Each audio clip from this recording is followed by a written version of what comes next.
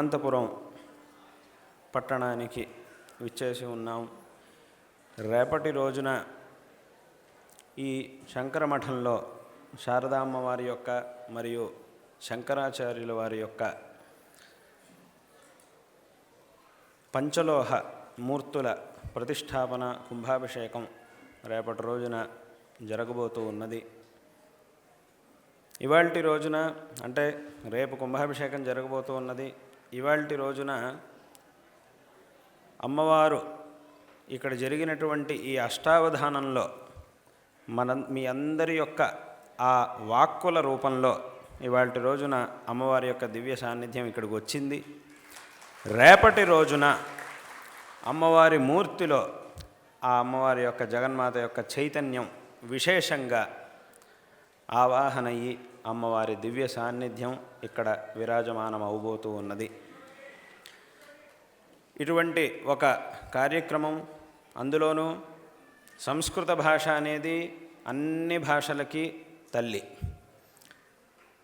తెలుగు భాష అనేది మనందరి యొక్క భాష. ఈ రెండు భాషల్లోనూ ఇక్కడ విశేషంగా అవధానం అనేది చేయబడి ఉన్నది. ఈ ద్విగుణితమైనటువంటి అష్టావధానం ఇవాల్టి రోజున ఇక్కడ చేయబడి ఉన్నది. ఈ రెండు భాషల్లోనూ ప్రత్యేకమైనటువంటి వైశిష్ట్యం ఉన్నది. సంస్కృత భాష యొక్క వైశిష్ట్యం అది అపారమైనటువంటిది. అలాగే తెలుగు భాష యొక్క వైశిష్ట్యం అత్యంత అపారమైనటువంటిది. ఎన్నో పెద్ద పెద్ద కావ్యాలు, మహాకావ్యాలు, అద్భుతమైనటువంటి పద్యాలు ఇవన్నీ కూడా తెలుగు సాహిత్యంలో ఉన్నాయి. సంస్కృత సాహిత్యం ఇంకా దాని గురించి చెప్పాల్సినటువంటి అవసరమే లేదు.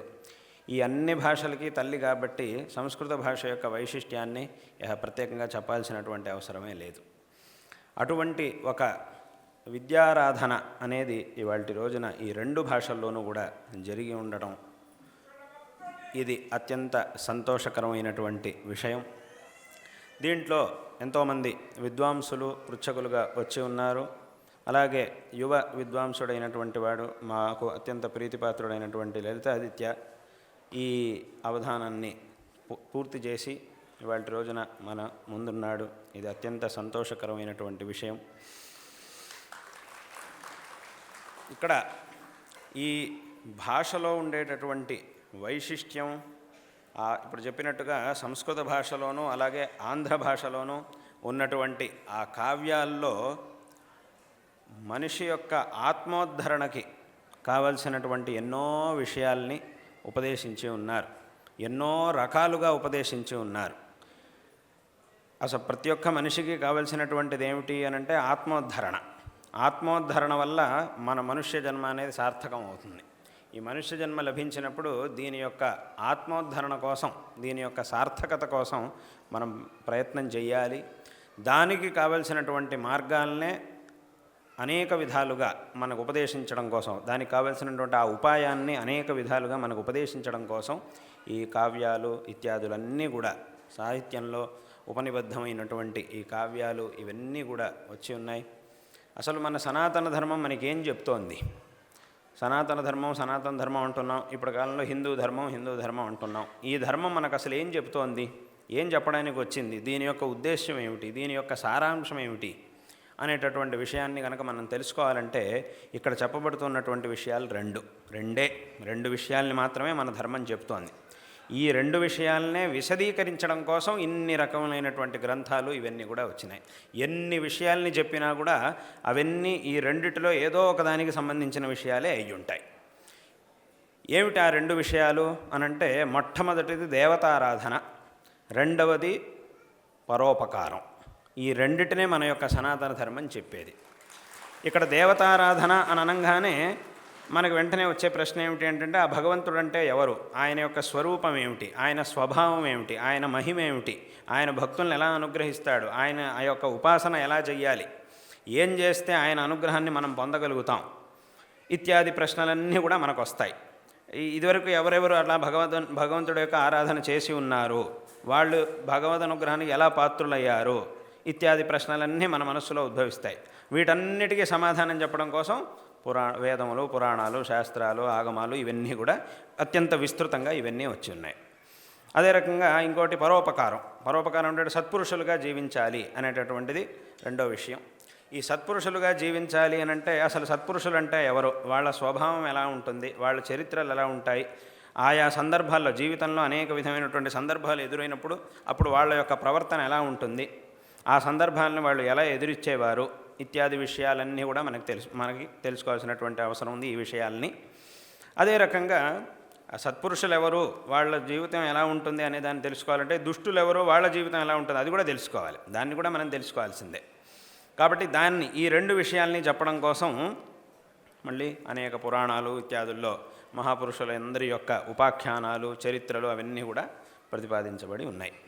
కాబట్టి ఈ రెండు విషయాల్ని మన యొక్క సనాతన ధర్మం అనేది మనకి ఉపదేశిస్తూ ఉన్నది. ఈ విషయాలనే ఎన్నో రకాలుగా ఆ సాహిత్యంలో దీన్నే దైవీ సంపత్తు అని అంటారు. ఇటువంటి దైవీ సంపత్తు, అసలు దైవీ సంపత్తు అంటే ఏమిటి, ఆ దైవీ సంపత్తును మనం ఎలా పొందాలి ఇత్యాది విషయాలన్నిటినీ కూడా ఉపదేశించడం కోసం ఈ వేదములు శాస్త్రములు ఇత్యాదులన్నీ కూడా ఉన్నాయి. వీటిలల్లో అంటే అసలు మన యొక్క ఈ ధర్మం, మన యొక్క ఈ గ్రంథాలు, ఈ వాంగ్మయం ఎంత ఆప్తంగా మనకి ఈ తత్వాన్ని ఉపదేశిస్తూ ఉన్నది అని అంటే దానికి ఒక ఉదాహరణ చెప్పాలంటే బృహదారణ్యకోపనిషత్తు ఉంది. బృహదారణ్యకోపనిషత్తులో ఒక విషయం ఉంది. ఒకసారి దేవతలు, అసురులు, మనుష్యులు వీళ్ళ ముగ్గురు ప్రజాపతి గారి దగ్గరికి వెళ్ళారు, బ్రహ్మ దగ్గరికి వెళ్ళారు. వెళ్ళి మాకేదైనా మా ఆత్మోద్ధారం కోసం మాకేదైనా ఉపదేశం చేయండి అని ప్రజాపతి గారిని అడిగారు, బ్రహ్మను అడిగారు. అప్పుడు ఆయన మొట్టమొదట దేవతలకు ఉపదేశం చేశాడు. ఏం ఉపదేశం చేశాడు అంటే దా అనే ఒక అక్షరాన్ని ఉపదేశించాడు. అంతే, ఇంకేం ఉపదేశించరా. ఉపదేశించి అర్థమైందా మీకు అని అడిగాడు. అప్పుడు వాళ్ళు వెంటనే మాకు అర్థమైంది అని అన్నారు. ఏమర్థమైంది అని అంటే దామ్యత అని మీరు మాకు ఉపదేశించారు అని మాకు అర్థమైంది అని అన్నారు. వాస్తవమే, నేను ఉపదేశించింది చెప్పండి ముందుకి అన్నాడు. వాళ్ళు వెళ్ళిపోయారు. తర్వాత వీళ్ళు అసురులు మనుషులు వచ్చారు. వాళ్ళని అడిగారు. వాళ్ళు అడిగారు మాకేదైనా ఉపదేశించండి. వాళ్ళకి దా అనే అక్షరాన్నే ఉపదేశించారు. అర్థమైందా అని అడిగాడు. అర్థమైంది అన్నారు. ఏమర్థమైంది? దత్త. దత్త అంటే దేహి అనే దానికి బహువచనం, దాన్నే దత్త అని అనడం. దత్త అని మాకు చెప్పారు అని అన్నారు వీళ్ళంతా. అవును, మంచిది, అర్థమైంది, పోండి ముందుకు పోండి అన్నాడు. వాళ్ళు వెళ్ళారు. తర్వాత అసురులు వచ్చారు. వాళ్ళు అడిగారు మాకేదైనా ఉపదేశం. వాళ్ళకే అదే అక్షరం ఉపదేశించాడు, దా అని ఉపదేశించాడు. అర్థమైందా అని అడిగాడు. అర్థమైంది. ఏమర్థమైంది అని అంటే దయధ్వం అని మీరు మాకు చెప్పారు అని అన్నారు. అవును, మంచిది, ఇదేనే ఉపదేశించింది, వెళ్ళండి ముందుకి అన్నాడు. వాళ్ళంతా వెళ్ళి ఇలా ఒక్కొక్కరికి అందరికీ దా అనే అక్షరాన్ని ఉపదేశించి పంపించాడు బ్రహ్మ. అంటే దీని అర్థం ఏమిటి? దామ్యత అనే మాటకి ఏమిటి అర్థం అనంటే ఇంద్రియ నిగ్రహాన్ని కలిగి ఉండాలి, ఇంద్రియ నిగ్రహం కలిగి ఉండుట. దీన్నే దమః. దమం అని అంటాం, శమదమాలు అని అంటాం. శమం అంటే మనోనిగ్రహం, దమం అంటే ఇంద్రియాల యొక్క నిగ్రహం. ఈ ఇంద్రియ నిగ్రహాన్ని కలిగి ఉండాలి అని చెప్పారు. అంటే ఎందుకంటే ఇప్పుడు దేవతలు వాళ్ళు స్వర్గంలో ఉంటారు. స్వర్గంలో అనేక విధమైనటువంటి భోగాల్ని అనుభవిస్తూ ఉంటారు. వాళ్ళు ఆ భోగాలను అనుభవిస్తూ ఉండాలి ఒక పక్క, అలాగని పూర్తిగా ఆ భోగాలకి మనం అధీనం అవ్వకూడదు. ఒకవైపు నిగ్రహం కూడా ఉండాలి, ఇంకోవైపు భోగాన్ని కూడా అనుభవిస్తూ ఉండాలి. రెండింటినీ మనం రెండింటినీ సమానంగా వెళుతూ ఉండాలి, సమానంగా పొందుతూ వెళుతూ ఉండాలి. కాబట్టి సంపూర్ణంగా ఇంద్రియాలకే లొంగిపోయి ఎప్పుడు ఆ భోగాల్ని అనుభవిస్తూ ఉండకూడదు అనేటటువంటి అర్థం వచ్చేట్టుగా ఈ దామ్యత అనేటటువంటి ఉపదేశాన్ని బ్రహ్మ వాళ్ళకి చేశాడు. కాబట్టి వాళ్ళకి ఆ ఉపదేశం ఆవశ్యకం, కాబట్టి దాన్ని ఉపదేశం చేశాడు. మనుషుల యొక్క స్వభావం ఎలా ఉంటుంది అనంటే అన్నీ నాకే కావాలి, నేను ఎవ్వడికి ఏమీ ఇవ్వను. ఇది సామాన్యంగా అందరి మనుషులకు ఉండేటటువంటి స్వభావం. చాలామంది ఎంతో ఔదార్యంతో ఉండేవాళ్ళు చాలా తక్కువ మంది ఉంటారు. సామాన్యంగా అందరికీ ఉండేది ఏమిటంటే కనిపించినవన్నీ నాకే కావాలి, అలాగే నా దగ్గర ఉన్నది నేను ఎవ్వడికి ఇవ్వను, ఇది నా దగ్గరే ఉండాలి, నాకు మాత్రమే కావాలి. ఈ భావన ఎక్కువ మనుషుల్లో ఉంటుంది. కాబట్టి అక్కడ బ్రహ్మ ఏం చేశాడంటే దత్త అంటే ఇప్పుడు దేహి అంటే ఇవ్వు అని అర్థం. దీనికే బహువచనం ఇవ్వండి అంటే దాన్నే సంస్కృతంలో దత్త అని అన్నారు. కాబట్టి ఇవ్వండి అంటే ఏమిటి? దానం చేయండి అని అర్థం. మనిషి అనేవాడు దానం చేస్తే మాత్రమే పుణ్య సంపాదన అనేది కలుగుతుంది. మనకు ఉన్నటువంటి సంపదని సరైనటువంటి పాత్రలో దానం చేస్తే, సత్పాత్ర దానం చేసినప్పుడు మనం చేసినటువంటి ఈ దానం, మనం వినియోగం చేసినటువంటి ఈ సంపద పుణ్యంగా మారుతుంది. పుణ్యంగా పరిణామాన్ని చెంది మనతో పాటు మనం ఎక్కడికి వెళ్ళినా మనతో పాటు వస్తుంది. ఈ ఉన్న ధనాన్ని మనం ఇలాగే మనతో పాటు తీసుకెళ్ళలేము. ఇంకా ఈ శరీరం విడిచి ఇంకో లోకానికి వెళ్ళేటప్పుడు ఇక్కడ ఉన్నటువంటి సంపదల్ని మనం అలాగే తీసుకెళ్ళలేం.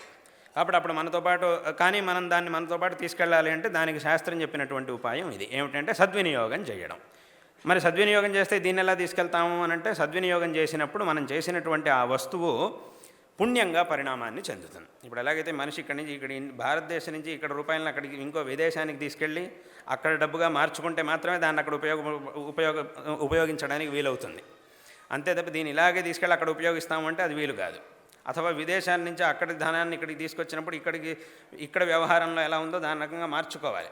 మార్చుకుంటే మాత్రమే ఇక్కడ వ్యవహారం చేయడానికి వీలవుతుంది, ఆ డబ్బుని ఇక్కడ ఖర్చు పెట్టడానికి అవుతుంది. అదే రకంగా మన దగ్గర ఉన్నటువంటి సంపదల్ని మనం పరలోకానికి వెళ్ళినప్పుడు కూడా అది మనతో పాటు ఉండాలి అంటే సద్వినియోగం చెయ్యాలి అని శాస్త్రం మనకు ఉపదేశిస్తూ ఉన్నది. కాబట్టి ఈ విషయాన్ని చెప్పడానికే ఇక్కడ ఆ బ్రహ్మ మనుష్యులకి మాత్రం ప్రత్యేకంగా దత్త అని ఉపదేశం చేశాడు.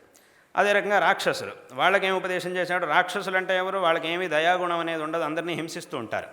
కాబట్టి వాళ్ళకి బ్రహ్మ ఏం ఉపదేశం చేశాడంటే దయధ్వం, ఈ దయాగుణాన్ని పెంచుకోండి, మీరు దయాగుణాన్ని పొందాలి అనేటటువంటి ఉపదేశాన్ని బ్రహ్మ వాళ్ళకి చేశాడు.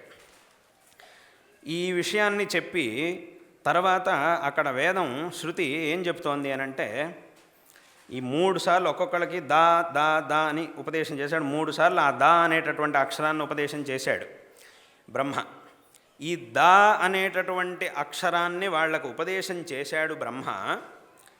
ఇప్పటికీ కూడా బ్రహ్మ ఈ ఉపదేశాన్ని చేస్తూనే ఉన్నాడు అని వేదం అక్కడ చెప్తోంది. ఎక్కడ చేస్తున్నాడు, ఎవరికి చేస్తున్నాడు అనంటే, ఎప్పుడైతే వర్షం అనేది వస్తుందో దానికంటే ముందు ఆకాశంలో ఉరుములు ఏర్పడినప్పుడు ఒక మోత వస్తుంది. ఆ పిడుగు పడినప్పుడు ఒక మోత వస్తుంది. ఆ దా దా దా దా అన్నట్టుగా ఆ దకారాన్ని గట్టిగా ఉచ్చారణ చేస్తే బాగా ఒత్తి ఉచ్చారణ కలిపి ఒకదాని తర్వాత ఒకటి దకారాన్ని గట్టిగా ఒత్తి మనం ఉచ్చారణ చేస్తే ఎలా ఉంటుందో ఆ శబ్దంలాగా ఉంటుంది.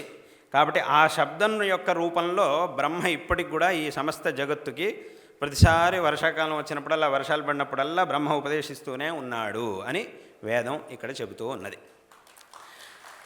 అయితే ఇక్కడ శంకరాచార్యుల వారు ఆ బృహదారణ్యక భాష్యంలో ఒక విశేషమైనటువంటి విషయాన్ని చెప్పారు. ఏమిటి అనంటే, దేవతలు అడిగినప్పుడు వాళ్ళకి ఇంద్రియ నిగ్రహంగా ఉండాలి అని ఉపదేశించాడు. మనుషులు అడిగినప్పుడు దానం చేయమన్నాడు. రాక్షసులు అడిగినప్పుడు దయతో ఉండమన్నాడు. అక్కడికి ఏమైంది? మనుషులకు కావాల్సింది దానం, వీళ్ళు దానం చేస్తే సరిపోతుంది. ఇప్పుడు దయాగుణం అనేది మనుషులకు ఉండాలా లేదా? ఎందుకంటే అది మనుషుల కోసం ఉపదేశం చేయలేదుగా, అది రాక్షసుల కోసం ఉపదేశం చేసింది. అథవా ఇంద్రియ నిగ్రహం అనేది మనుషులకు ఉండాలా లేదా? ఎందుకంటే ఇంద్రియ నిగ్రహం మనకు అవసరం లేదు, ఇంద్రియ నిగ్రహాన్ని దేవతల కోసం కదా ఉపదేశించింది, మనకు అది అవసరం లేదు, మనకు ఉండాలా లేదా అనేటటువంటి ప్రశ్న రావడానికి అవకాశం ఉంది అని చెప్పి, ఆ ప్రశ్నకి సమాధానంగా అక్కడ శంకరాచార్యులు వారు ఏం చెప్పారు అంటే, అసలు వాస్తవంగా ఇక్కడ దేవతలు రాక్షసులు అంటే ఇంకెవరో కాదు, మనుషులే. ఎవరా మనుషులు అనంటే, ఇప్పుడు చెప్పినట్టుగా ఎవరైతే ఎప్పుడు ఆ భోగలాలసతోనే ఉంటారో, ఎప్పుడూ భోగాన్నే అనుభవిస్తూ ఏ విధమైనటువంటి నిగ్రహం లేకుండా ఆ ఉచ్ఛృంఖలంగా ప్రవర్తిస్తూ ఉంటారో వాళ్ళనే అసలు ఇక్కడ దేవతలు అని చెప్పారు. కాబట్టి ఇక్కడ దేవతలు అంటే ఎక్కడో స్వర్గంలో ఉండేవాళ్ళని కాదు, మనుషుల్లోనే చాలామంది ఉన్నారు. వాళ్ళు ఏం చేస్తుంటారంటే ఎప్పుడు చూసినా ఏదో భోగాన్ని అనుభవిస్తూ ఉండాలి. వాడికి ఒక్కసారి ఏమైనా ఆ భోగం పోయింది అని అంటే వాడు దాన్ని తట్టుకోలేడు అసలు. కాబట్టి ఇది పనికి రాదు, ఇలా ఉండకూడదు. మనిషి అనేటటువంటి వాడు ఎలాగైతే ఇప్పుడు ఒకవైపు నుంచి సంపాదిస్తున్నాడు, ఉద్యోగం చేస్తున్నాడు, సంపాదిస్తున్నాడు, ఇంకోవైపు నుంచి ఖర్చు పెడుతున్నాడు, అనుభవిస్తున్నాడు. ఈ రెండూ జరుగుతూ ఉండాలి. ఈ రెండిట్లో ఏది ఆగడానికి వీల్లేదు. చక్కగా సంపాదించాలి, అనుభవించాలి, అనుభవిస్తూ ఉండాలి, సంపాదిస్తూ ఉండాలి. నేను సంపాదించను, అనుభవిస్తూ ఉంటాను అని అంటే ఎన్ని రోజులు అనుభవించడానికి అవుతుంది? కొన్నాళ్ళకి అంత క్షీణం అయిపోతుంది. ఆ తర్వాత అనుభవించడానికి ఏమీ ఉండదు, మళ్ళీ కష్టపడాల్సి వస్తుంది. కాబట్టి ఒకవైపు నుంచి అనుభవిస్తూ ఉండాలి, ఇంకోవైపు నుంచి ఒకవైపు నుంచి సంపాదిస్తూ ఉండాలి, ఇంకోవైపు నుంచి ఖర్చు పెడుతూ ఉండాలి, అనుభవిస్తూ ఉండాలి. కాబట్టి అదే రకంగా మనిషి పూర్తిగా ఈ భోగంలోనే మునిగిపోకూడదు, ఈ ఇంద్రియ నిగ్రహాన్ని విశేషంగా పెంచుకోవాలి అనేటటువంటి విషయాన్ని అక్కడ ఉపదేశం చేశారు. ఇది మొదటి విషయం. అలాగే ఎలాగో దానం అనేది మనుషులకే చెప్పారు కాబట్టి అసలు ఇంకా అక్కడ ప్రశ్నే లేదు. ఈ దయాగుణం అనేది ఎవరికి అనంటే మనుషులకే. మనుషుల్లోనే కొంతమంది నిర్దయగా ప్రవర్తిస్తూ ఉంటారు, దయాగుణం లేకుండా ఇంకోళ్ళని హింసిస్తూ ఉంటారు. అటువంటి మనుషుల కోసం ఈ ఉపదేశాన్ని, కాబట్టి ఇక్కడ చెప్పిన అన్ని ఉపదేశాలు మనుషుల కోసమే. కాబట్టి ఈ ఉపదేశాల్ని ఆ బ్రహ్మ ఆ వర్షాకాలం వచ్చినప్పుడల్లా ఆ శబ్దం యొక్క రూపంలో మనకి చెబుతూ ఉన్నాడు. అయితే మనకి ఇక్కడ ప్రశ్న వస్తుంది, ఎక్కడండి ఆ శబ్దం వింటే దకారం దా దా దా అన్నట్టు ఉంటుందా? ఆ శబ్దాన్ని విన్నప్పుడు అలా ఏం అనిపించట్లేదు కదా. దకారం ఇప్పుడు ఏమన్నారు, దా దా దా అని ఆ మోత విన్నట్టుగా ఉంటుంది అని అన్నారు. కానీ ఆ మోతను విన్నప్పుడు ఏదో మోత విన్నట్టుంది తప్ప అక్కడేమి దకారాన్నే ఉచ్చరిస్తున్నారు అన్నట్టుగా ఏం అనిపించట్లేదు కదా అని ఒక ప్రశ్న వస్తుంది. అయితే ఇక్కడ మనం తెలుసుకోవాల్సినటువంటి విషయం